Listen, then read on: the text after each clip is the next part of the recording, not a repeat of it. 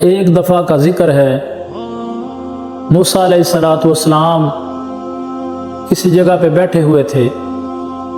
تو اللہ کی طرف سے وحی نازل ہوئی، اے موسیٰ سمندر کی طرف چلے جائیں، وہاں 3 کشتیاں ڈوب جائیں گی، برباد ہو جائیں گی، تو آپ ان کو نصیحت کریں۔ تو سیدنا موسیٰ علیہ السلام چلتے چلتے سمندر کے کنارے پہنچ گئے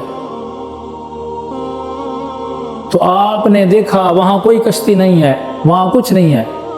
لیکن کچھ ہی دیر بعد انہیں ایک دور سے کشتی دکھائی دی۔ تو جیسے جیسے وہ پاس آتی گئی آپ نے انہیں فرمایا، کہا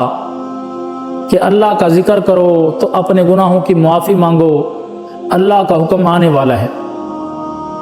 تو ان کشتی والوں نے یہ بات سنی تو وہ کہنے لگے، اللہ کا حکم اٹل ہے، اسے کوئی نہیں ٹال سکتا، اسے کوئی نہیں روک سکتا، اگر اسی طرح اللہ کا حکم آنے والا ہے تو ہم مر جائیں گے، ڈوب جائیں گے۔ تو یہ باتیں کر رہے تھے، اچانک ایک سمندری لہر آئی تو اس لہر نے اس کشتی کو سمندر کے بیچ کر دیا اور دیکھتے ہی دیکھتے وہ کشتی ڈوب گئی۔ پھر آپ نے ایک دوسری کشتی دیکھی، اس میں سوار ہیں لوگ، انہوں نے بھی اسی طرح کی باتیں آپ نے کی، انہیں بھی آپ نے نصیحت فرمائی۔ اسی طرح آپ نے ایک دوسری کشتی دیکھی، اس میں بھی لوگ سوار ہیں، انہیں دیکھ کر آپ نے انہیں بھی یہی نصیحت کی کہ اللہ کا حکم آنے والا ہے، توبہ کر لو، اپنے گناہوں کی معافی مانگ لو، اللہ کا ذکر کر لو، تاکہ تم فوت ہو، مرو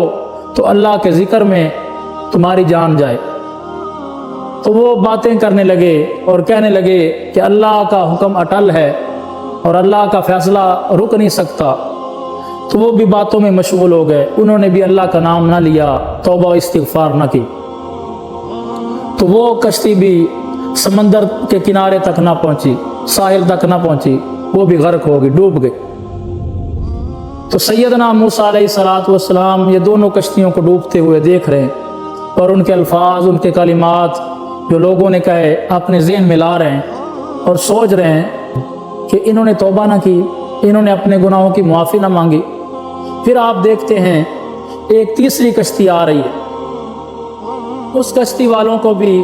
آپ نے اسی طرح کا حکم دیا کہ اللہ کا حکم آنے والا ہے، اللہ نے آپ کا موت کا وقت لکھ دیا ہے، اپنے گناہوں کی معافی مانگ لو، اللہ سے توبہ کر لو۔ تو اس کشتی والوں نے کہا، جیسے اللہ کا حکم سچا ہے اسی طرح آپ اللہ کے سچے رسول ہیں، جیسے آپ کہہ رہے ہیں ایسا ہی ہوگا، لیکن ہم اللہ کی رحمت کے سہارے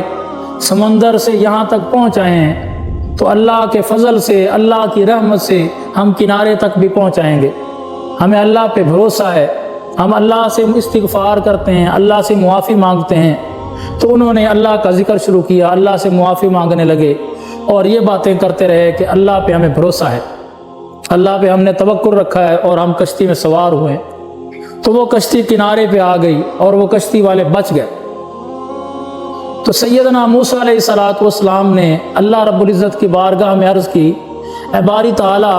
تیرا تو فرمان تھا کہ 3 کشتیاں ڈوب جائیں گی، غرق ہو جائیں گی، تو ایک کشتی بچ گئی ہے، بچنے والوں کی وجہ کیا ہے، حکمت کیا ہے؟ تو اللہ رب العزت نے فرمایا، اے موسیٰ، ڈوبنی یہ 3 کشتیاں تھیں، اور تینوں اگر اللہ کا ذکر کرتی، مجھ سے استغفار کرتی، اپنے گناہوں کی معافی مانگ لیتی، میری رحمت کا سہارا لے لیتی، تو یہ تینوں بچ جاتی۔ تو جو آخری کشتی تھی، تیسری کشتی تھی، اس کشتی والوں نے میری رحمت کا سہارا لیا اور انہوں نے کہا کہ اللہ کی رحمت وسیع ہے، اللہ کے غضب پر اللہ کی رحمت حاوی ہے،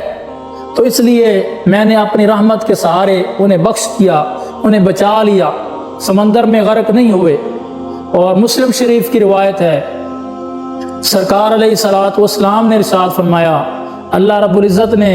جب تمام مخلوقات کو پیدا فرما لیا تو عرش پر لکھ دیا کہ میری رحمت میرے غضب پر غالب ہے، جو میری رحمت کا سہارا لیتا ہے میں اسے دنیا میں بھی بچا لیتا ہوں، آخرت میں بھی بچا لیتا ہوں، اس کی دنیا بھی اچھی ہوتی ہے، اس کی آخرت بھی اچھی ہوتی ہے۔